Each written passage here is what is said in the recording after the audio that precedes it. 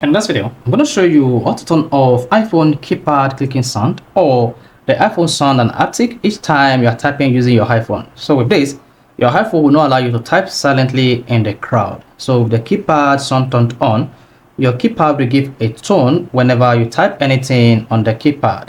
So this could be when you are dialing a number, you hear that?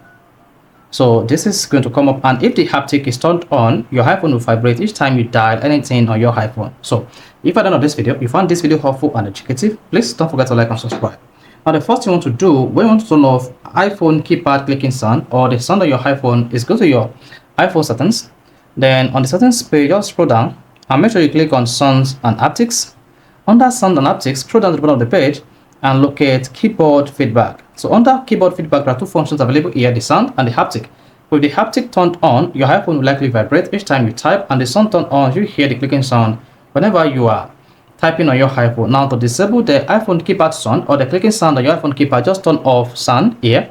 And once that is disabled, you can be guaranteed that, or be rest assured that the sound will still not be turned off permanently. Now come back here again and turn off haptics. So if you go ahead and type anything on your iPhone, you discover that both the sound and haptic will be turned off on your iPhone, and your iPhone keypad sound or clicking sound will be disabled. So this is how you can easily turn off or disable the clicking sound on your iPhone keypad. If this is helpful and educative, please don't forget to like and subscribe.